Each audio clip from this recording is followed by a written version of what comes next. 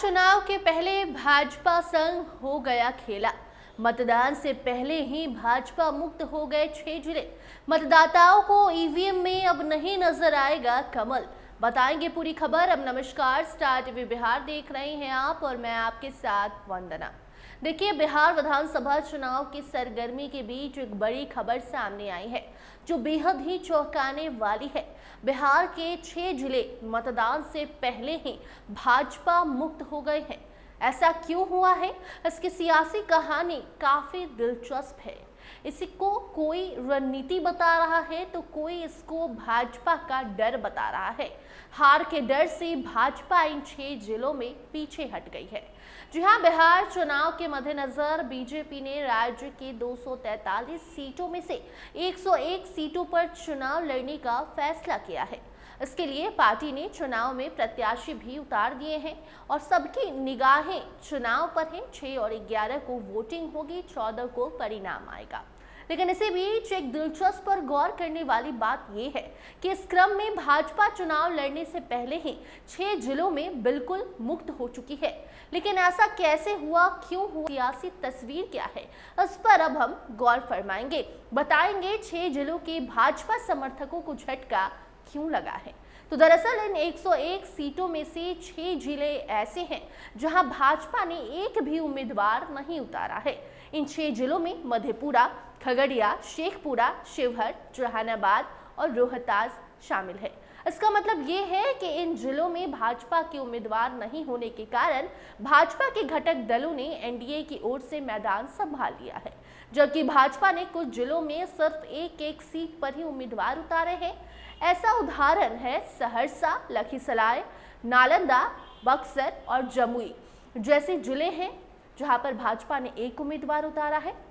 BJP की रणनीति इसलिए अपनाई है क्योंकि राज्य में उनकी गठबंधन साझेदारी के तहत जदयू, भाजपा सहित कई सारे घटक दल हैं जिन्होंने चुनाव में अपने अपने उम्मीदवार उतारे हैं।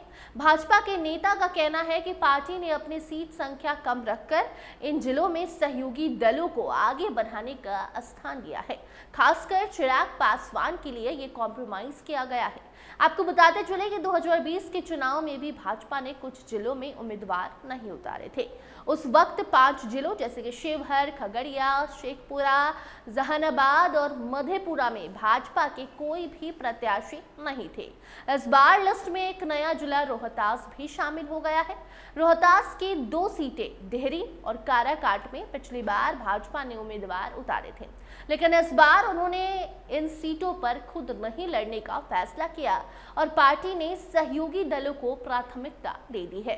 स्पष्ट है कि भाजपा ने इससे ये संकेत दिया है कि राज्य में गठबंधन रणनीति यानी कि एनडीए को प्राथमिकता दी जा रही है। जो घटक दल हैं उन्हें भी आगे बढ़ाया जा रहा है। ये कदम बता रहा है कि भाजपा अकेले नहीं बल्कि गठबंधन की ताकत के साथ चुनावी मैदान में उतर रही है। आपको बता दें कि भाजपा ने कुल 101 सीटों का चुनाव लड़ने का फैसला किया है। जदयू, भाजपा 101 और इसके साथ साथ लोजपा यानी कि चिराग पासवान की पार्टी 29 और आरएलएम और हम 6 सीटों पर चुनाव लड़ रहे हैं। राजनीति के जानकारों के अनुसार जिन जिलों में भाजपा ने उम्मीदवार नहीं उतारे हैं वहां भाजपा के सहयोगी दलों की पकड़ मजबूत है। यह राजनीतिक समीकरण ऐसे हैं कि भाजपा खुद मैदान में उतरने से बच रही है। वहीं दूसरी ओर कुछ ऐसे जिले हैं जहां गठबंधन दलों के ऊपर भाजपा का दबदबा है। भाजपा ने सबसे अधिक 8 उम्मीदवार पश्चिम चंपारण जिले में उतारे हैं। इनमें हरसिद्धि, पिपरा, कल्याणपुर, मोतिहारी, रक्सौल, मधुबन, चिरैया और ढाका शामिल है। इन जिले में कुल 12 सीटों से 8 पर भाजपा है। पूर्वी चंपारण में 9 में से 7 सीटों पर भाजपा के उम्मीदवार हैं। इस तरह देखें तो सीटों की संख्या की दृष्टि से भाजपा के लिए चंपारण का क्षेत्र काफी महत्वपूर्ण है। वहीं पटना जिले की 14 में से 7 सीटों पर भाजपा ने अपने प्रत्याशी मैदान में उतारे हैं, जबकि दरभंगा की 6, मुजफ्फरपुर की 5, भोजपुर की 5 और मधुबनी की 5 सीटों पर भाजपा ने अपने कैंडिडेट दिए हैं। बीजेपी की सीट की रणनीति बता रही है कि गठबंधन को भाजपा मजबूत करना चाहती है। वहीं जिन जिलों में सिर्फ एक सीट पर भाजपा का उम्मीदवार है, वहां भाजपा ने अपने लिए आसान सियासी लड़ाई की जमीन तैयार की है और बाकी सीटें सहयोगी को दे दी है। जानकारों की माने तो उस तरह से भाजपा की रणनीति बता रही है कि इस बार के बिहार चुनाव में भाजपा गठबंधन यानी कि एनडीए ने सीट तालमेल के मायने में भाजपा ने काफी ज्यादा चतुराई दिखाई है।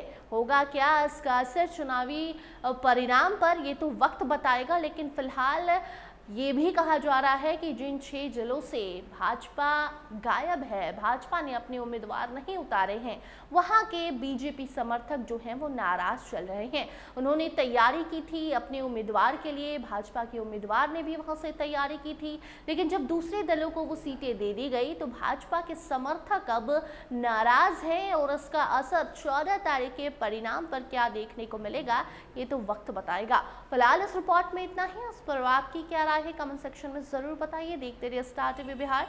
धन्यवाद।